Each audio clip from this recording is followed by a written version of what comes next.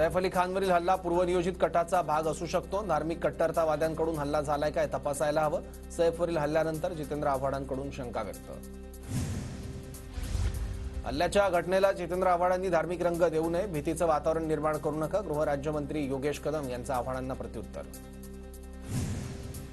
महाराष्ट्रात कायदा सुव्यवस्थेचे धिंदवडे, पोलिसांची सुरक्षा असलेले सुरक्षित नाही तर सर्वसामान्यांच्या सुरक्षेचं काय. सैफवरील हल्ल्यानंतर वर्षा गायकवाड यांचा सरकारला सवाल. 90% पोलीस फुटलेल्या आमदार आणि खासदारांच्या सुरक्षेत. राज्यात काय सुरू आहे, गृहमंत्र्यांनी विचार करावा. संजय राऊतांची टीका. व्यक्ती कोणत्या हेतूने आलेला याचा तपास केला जाईल, हल्लेखोराला सोडणार नाही. सैफवरील हल्ल्याच्या घटनेवर भाजपच्या राम कदम यांची प्रतिक्रिया.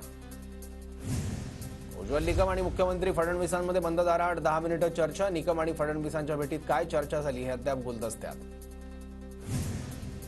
आकाचं कनेक्शन थेट महासत्ता अमेरिकेपर्यंत. वाल्मिक कराडकडून जप्त सिम कार्ड अमेरिकेत रजिस्टर. सूत्रांची माहिती, निवडणूक काळात याच सिममधून अनेक फोन. एसआयटीला संशय.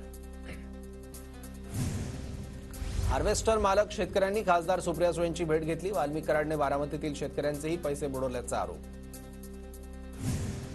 मंत्री धनंजय मुंडेंनी पळीत घेतलं वैजनाथाचं दर्शन. पूर्वनियोजित कार्यक्रमामुळे धनंजय मुंडे मंत्रिमंडळ बैठकीला गैरहजर. मंत्री आदिती तटकरेंची प्रतिक्रिया.